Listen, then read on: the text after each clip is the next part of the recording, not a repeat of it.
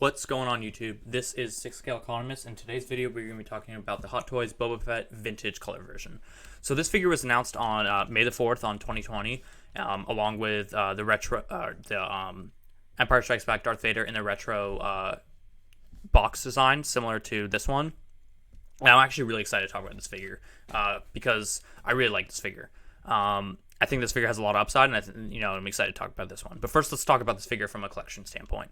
So what you're getting in this figure is essentially a repaint of the Empire Strikes Back Boba Fett in the vintage Kenner colorway, which I think is awesome. I think it appeals to a very large collector base.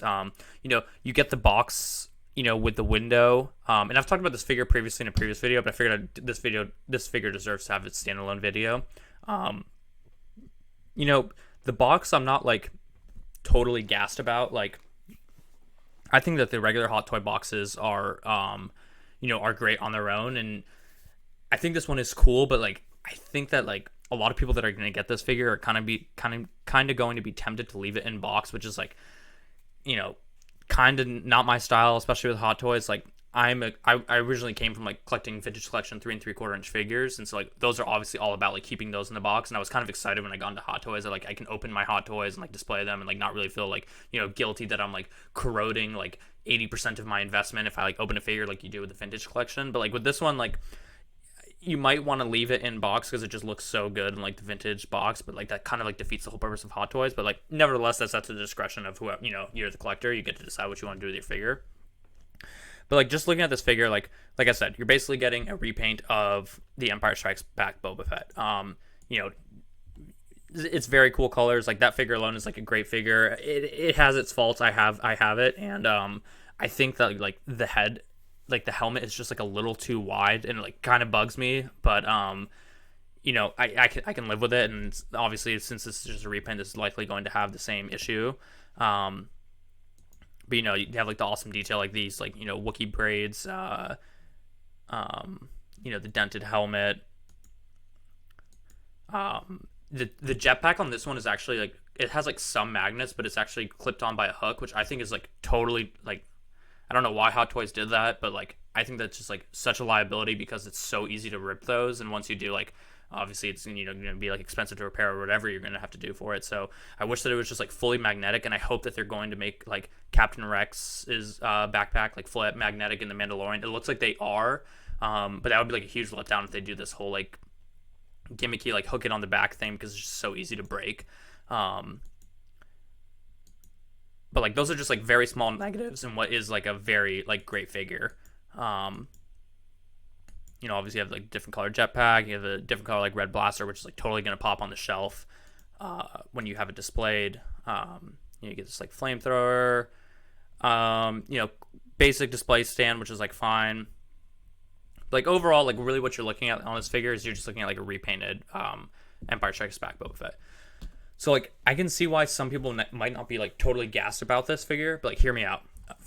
Talking about this figure from an investment perspective. So for one, this figure is only available on Sideshow. So it's Sideshow exclusive. So you can't buy it at any other retailers. You have to buy it through Sideshow. Price point $255. Taxes, shipping, call it $295. You're paying all in for this figure. This figure reminds me a lot of what happened with the animated Boba Fett. So the animated Boba Fett came out, and a lot of people were kind of oh, it's just a repaint, whatever. It's just repainted Boba Fett we already have. I'm just gonna pass on it. And a lot of people slept on that figure. That figure sat in stock, and people were just I'm just gonna pass on it. And then it sold out, and then all of a sudden it created a bunch of demand. And then let's take a look at that figure now selling on eBay. Just 3 days ago it sold brand new for $500. I was actually surprised to see this one. Somebody got a cracking deal on this one. I'm not sure. I haven't clicked in this figure to see if there's maybe there's something wrong with it or something. But $300, only one bid. I don't know if nobody saw that or anything. But that's a great price for that figure. But 400, 421, 400, 550, 400, 560, 560, and this is only this is only a couple of weeks ago. So this figure on eBay, I would say the range is probably the real value range is probably somewhere between 470 and 550. If you post this figure in a Facebook group for 450, That's probably the going rate for it. It's probably going to sit for a couple of days, but it will probably sell in the 450 to like 410 range. And so like, and this figure retail for 235. So, that's a great return on investment for a figure that sat in stock for a while and a lot of people slept on it. I think that this is probably going to be a very similar thing that's going to happen with this figure. While I do think that the color scheme on this one is, more vibrant and pops more and is different enough that attracts like a lot of people. This one just has like so much going for it. Like it's like the cool like Kenner vintage like colors. You get this box that is going to appeal to like a lot of people, and for like $295 all in, and it's exclusive to Sideshow, which means that like it's probably going to control a lot of the supply dynamic puzzle piece. You can't go buy it from other places. Usually like all these different shops are like littered with figures, so you can really pick up like most figures from like 20, 30, 40 different places that you can pick up these figures. But like this one is only available to Sideshow. That's helping with the supply dynamic. And like just based off of what we saw with this one, like it's probably going to be a similar situation where a lot of people are probably going to sleep on this figure, and then the Mandalorian season 3 is going to come out, or season 2, and then people are going to get all gassed up about like Mandalorians, and they're going to have like the Mandalorian, they're going to want like Boba Fett's, and like these things are like going to like increase in demand. So like with the release of season 2, coming out this fall, that's probably going to be around when if this figure's estimated arrival is July to September 2020, like that's probably going to be around when this figure is likely going to go waitlist, if not sooner. And so it's almost setting up for a perfect dynamic where this figure is likely going to be waitlist on Sideshow when Mandalorian season 2 is coming out. And like we saw what happened with the Clone Wars.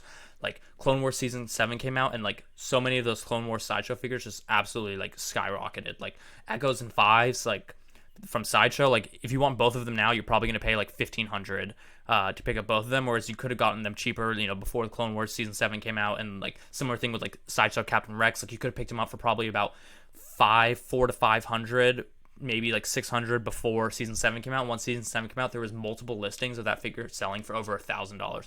Do I think something crazy like this is going to happen with this Boba Fett? No. It's not going to be a figure that's going to go out of control, but like your downside is so capped on this figure that if you're on the fence about purchasing it, just purchase it, because you have that extra upside dynamic in the Mandalorian coming out. This figure is a Sideshow exclusive, and you have historical evidence from what happened with the animated Boba Fett, which was also essentially the same thing as this figure, just a repaint of the same figure that a lot of people slept on because it was just a repaint of the old figure, and now is like sneaky $400 to $500 figure, giving you like 2x return on investment. So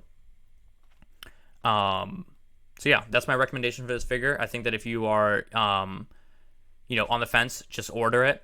Your downside is limited. It's like what I mentioned in a previous video. It's just like a free option. Take the free optionality. Like it's great that you can have this, great luxury in like Hot Toys that you can't really have like, in normal like investing. Usually options cost money, but in this case you just have a free upside where your downside is capped and your upside is great. So you can buy the figure and then maybe watch some reviews and decide if you want to keep it, and if you don't, like you can always just wait for like the Mandalorian to come out and see what the market looks like that, and maybe just sell the figure. And it's not selling it for the sake of scalping, it's selling it for the sake of